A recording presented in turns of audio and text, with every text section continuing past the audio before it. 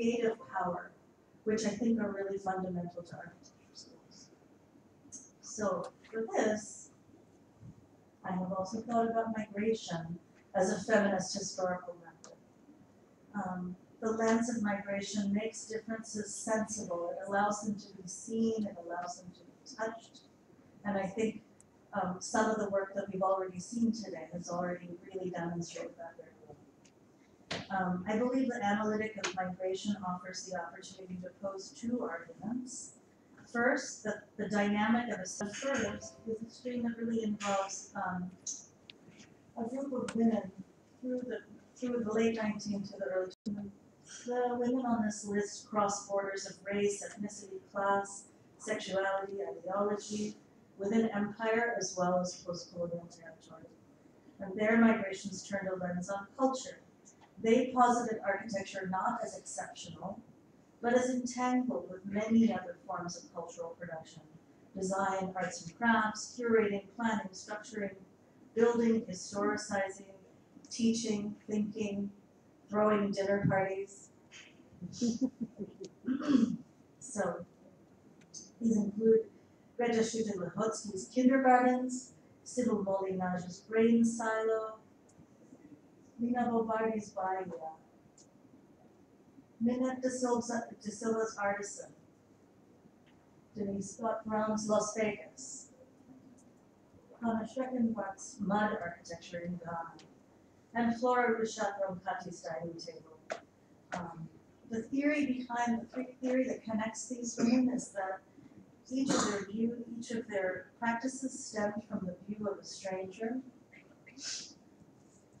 So that's one category of work that I've been looking at. The other category is empowering links between mobility and architecture that come from narratives of and by migrants, whose designs, built forms, and constructed environments have not actually been understood as authored, or of anonymous objects that have been illegible within the frameworks of modern architectural history.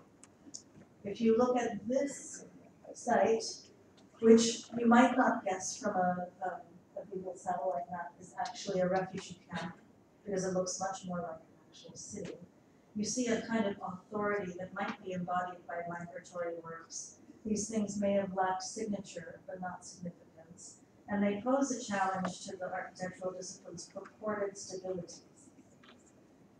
They create or unsettle architectural discursivity and enact other kinds of forms of power. These are predicated upon migration and mobility.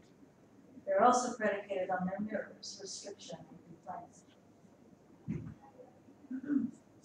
So I'm interested in thinking about the different forms, the forms of difference that are suggested by these two different categories, and in thinking about radical forms of care, of togethering, of how to think with subjects like these on a screen.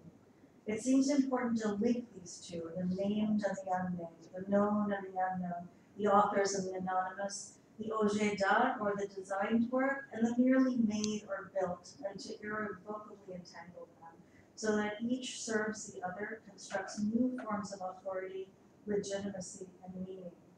You can have a Jinbel University and you can have displaced farmers, and they need not be in opposition. They can be in dialogue. So I'm just going to quickly go through some of the content of two of my areas of research, because I think it's been helpful to see some of the really rich content of what people have been working on. And I'll go very quickly just so we have more things to refer to. This is the architect Minette de Silva in the year before her death. She was born in 1918, died in 1998. She was a force as well as a hidden figure in histories of modernism in the state. And I was thinking so much about this question of when is architecture. And I was thinking that Minette is a really fantastic example of how to revise historical narratives of when was architecture for modernism. In South Asia broadly, but in India specifically. So very specifically in India, this is Minette in 1941 in Cuff Parade in Bombay. She's in front of her rented apartment in a building known in today's landmark building register as Tara Poribala Mansion. Some of you probably know this building. For decades, it was the home of Maltra Janan. He was the novelist and chief editor of Mar. And in spite of the destruction and redevelopment of much of the building fabric in this neighborhood, the facade of Clara Purivala Mansion has been preserved, and its value was in part attached to Malkraj Anand's legacy. Marv was born in this building, in this house, and years later, when he himself was in an administrative role in the arts in India's new government, Malkraj Anand's discussion with Prime Minister Nehru and the architect Le Corbusier would contribute to the former, inviting the latter to plan the new town of Chandigarh and design the capital complex. But before that, in 1947, as a young architect, having just completed her studies at the Architectural Association in London, Minette de Silva attended the post-war reunion meeting of the International Congress of Modern Architecture as a representative of MARC, where she met Le Corbusier and initiated a friendship that would last to the end of his life. This may have paved the way for those governmental discussions. And I think neither the significance of the Chandigarh Commission for Le Corbusier, for India, for 20th century culture and politics, and frankly for the history of all architecture in cities can be overstated, nor the cultural impact of MARC. And de Silva's extraordinary biography is the site of many of these kinds of significant but hidden intersections. And I think if we follow her trail, we find a very different set of histories that look very different from the ones we tell.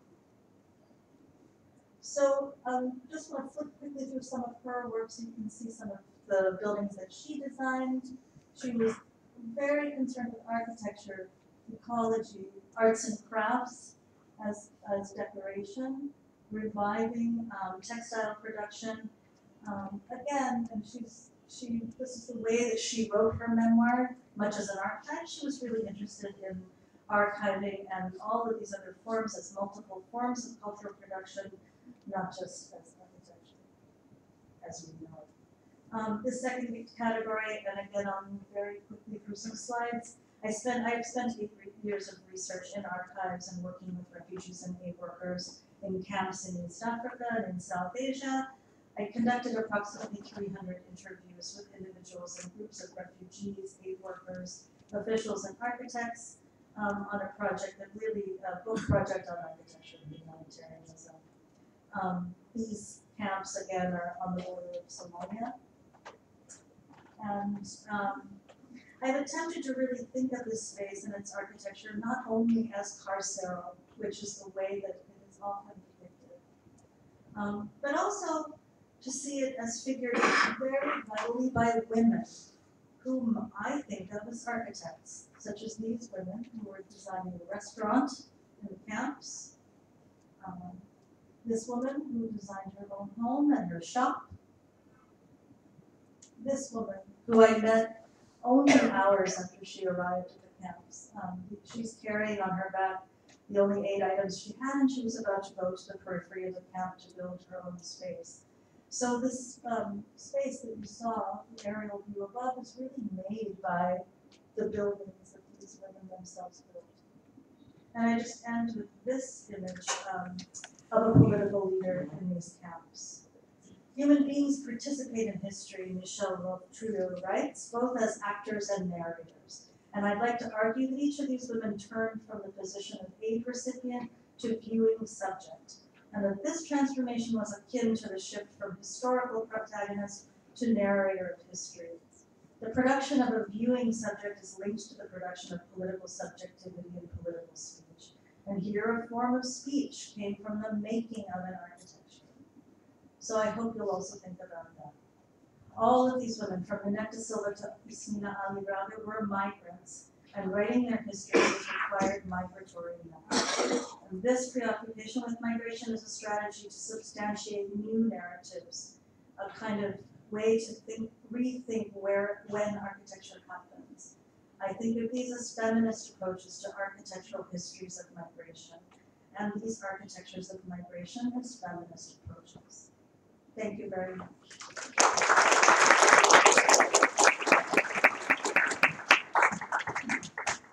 Thank you, Anuradha. That was really, really interesting, and especially shifting the idea of who is an architect and who is not, and who we declassify from the ideas of architecture in built form.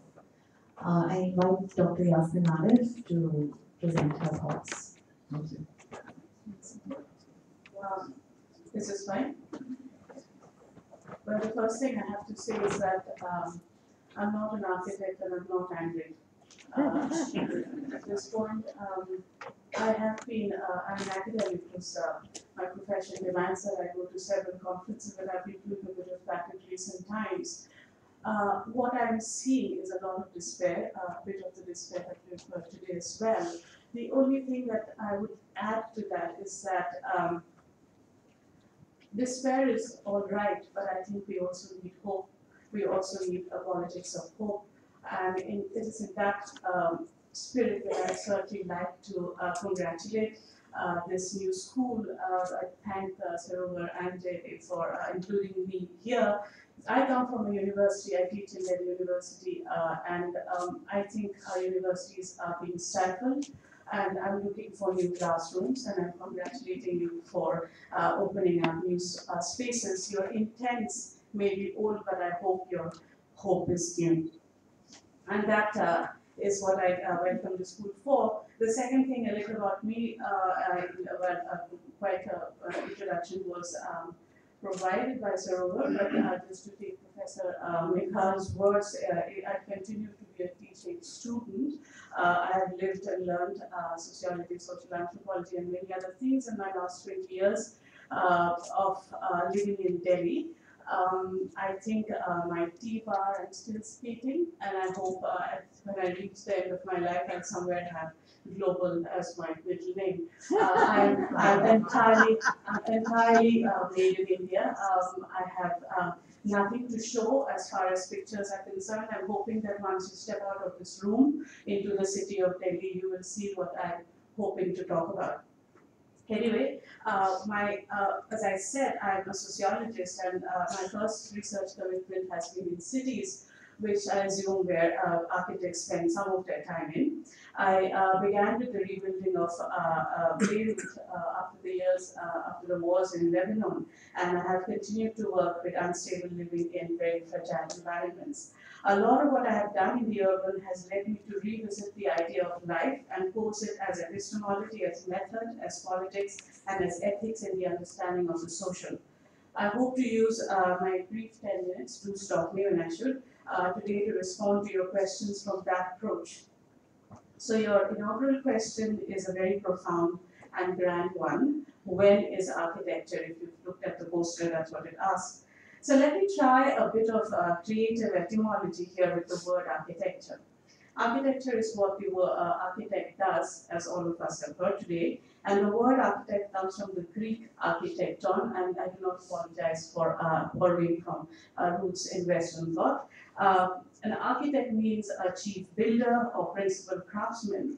That comes from the English or French arch as in high, that is the master as one half of the word, protectors or builder, the other half of the word. Architect thus is the master builder. I prefer the interpretation principal craftsman. And leading from that idea, I'm going to take some liberties here and say that tectus is not too far from techne, the craft, or some would say the art of technique. And techne, more importantly for me, is also implied in the matter of rhetoric, a matter of communication, a matter of persuasion.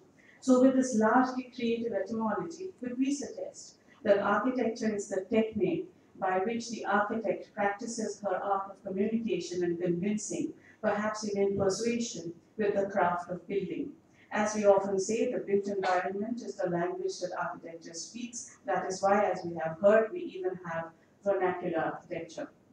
But that is a matter of another discussion. But what does architecture speak about? What does it persuade and communicate?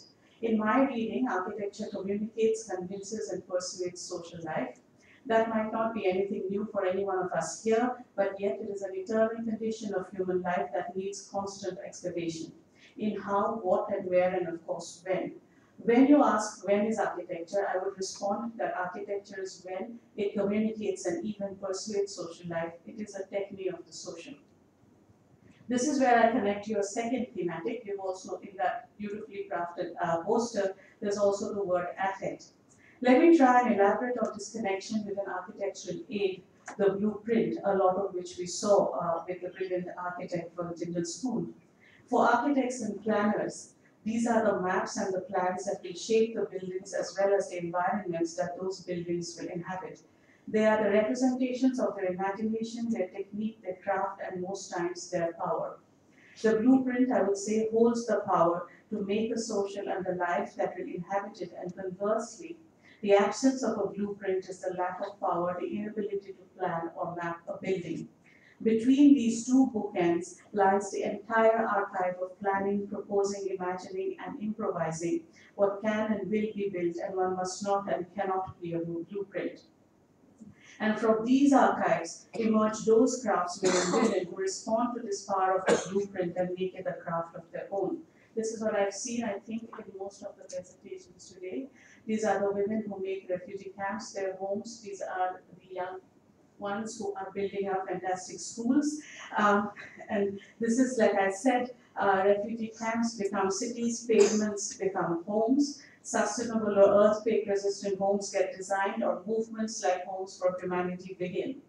While I question the necessity of camps or the persistence of poverty, or celebrate the empathy or consume the aesthetic, I must acknowledge the labor, the craft, the technique, the life that is built in responding to the power of blueprints.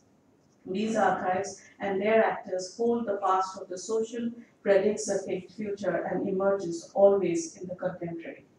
Allow me now to think of this blueprint as a metaphor of a contouring, of a forming for the shape of life and the shape of social. I'm riffing a little bit on Hollywood movies right now. The arrangement of life in the built environment, in offices or clubs, in shanties or skyscrapers, in roads or highways and flyways, in prisons, in detention centers, in camps, in schools and universities is the arrangement or shape of the social. These arrangements are those that expose our emotions to the social, literally socialize affect into emotion. They bring into close proximity the emotions of living with the environment of living, what we feel about where we live, how we move, how we stay still, how we work, how we sleep. These are the arrangements that communicate, convince, and persuade the emotions that accompany freedom or subjugation, liberty or constraint, suffering or celebration, absence or presence. In effect, the arrangement of life in built space is that which preempts and persuades the power of the social in shaping life. In where we live, how we live, with whom, and of course when. Ultimately, it is both the actual and metaphorical blueprint, one that emerges from power or one that responds to it, that persuades recognition of what life is. That is the sense in which, as I said, architecture is the principal technique, the master builder of life and the social. Let me end with few small anecdotes. Any advertisement today for any latest high-end residential property in Gurgaon, or as it is called Gurugram, usually promises the possibility of a 180-degree view of the horizon through toughened glass windows that stretch from floor to ceiling of an apartment that covers the whole floor of the building. A home, perhaps more than a century old in Old Delhi, promises a view of the sky from a window on the floor, which is also someone's roof, through which a gaze can travel from the floor to the sky but cannot see a horizon. What shares the blueprint here? The floors, skies, glass, horizons, and homes. And what separates the blueprints? The emotions of proximity and distance, the economies of density and sparseness of family life and social life. Another anecdote. I was recently walking in Berlin, where in places on the pavement, a small plaque announces the name of a Jewish person who had lived close by and who had been deported to a camp. The many analytics of urban memory, of the politics of commemorative architecture, explains that plaque in many theories of urban social architecture. I certainly understood social responsibility of memory in that city, which could make each life, each step, touching that plaque under one's foot become the sign of one of humanity's greatest follies. I could not, though, find an answer to whose names will lie below our feet in Delhi. Nor do I know if there are pavements in the occupied territories of Gaza. How is life or the social without the blueprint? or when is that architecture? As I started with etymology, I think I'll end with one as well. This is something from an author I admire, Richard Casey. He talks about the Greek word paraikon. I'm not sure how to pronounce it. It means container, literally a having or holding around. To be in place is to be sheltered and sustained by its containing. It is to be held within this boundary rather than to be dispersed by an expanding horizon of time or to be exposed indifferently in space. To end again with an answer to your question, I imagine the reply to when is architecture is very captured time. A lot of lifelong, real-long studies. So I'm just going to offer a couple of quick snapshots and then maybe defer JSAA over to parse a little more some of the nuance. We were discussing when I met some of the staff yesterday the difference between pedagogy and curriculum, and particularly the idea that within a healthy pedagogy, the curriculum can transform, but often the curriculum becomes this codification system or moralization.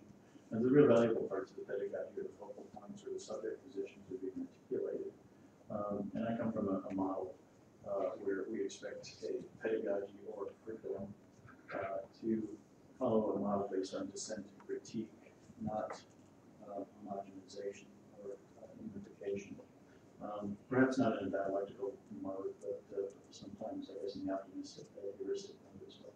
And I think just listening through the presentations here at one level, trying to follow the nuances, but also trying to tease out the value system. I think there's actually a lot of rich material that we could start to unpack and a lot of resonances that I saw. But I just wanted to say also, I remember the first time I was teaching, I was really offended to have one of my lectures canceled because we had a visiting architect come.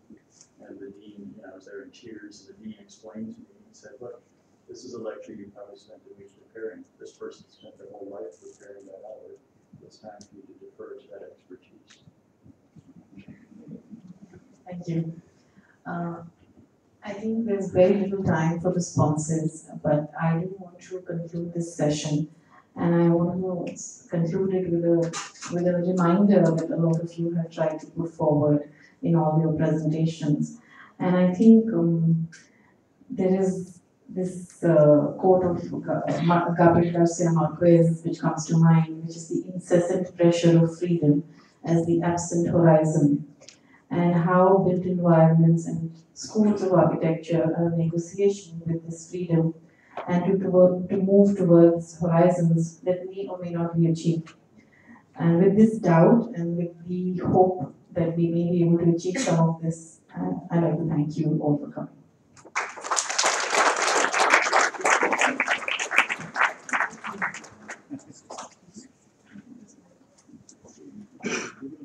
I think we're very late for dinner, but before dinner we also need to thank all of you. So I invite Professor Vaisa to the stage for thanking all of you. Thank you.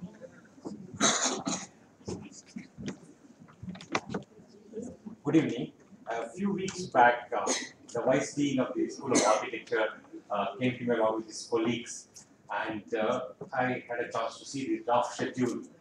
And when I saw the title of this, like when is architecture, I said, are you sure about this topic? Shouldn't it be like what is architecture? And so he explained to me, and then I grudgingly accepted what he said. But today, after this fascinating panel, I'm really convinced about the theme that has been chosen. And thank you very much. I want to thank each of the panelists for their excellent perspectives.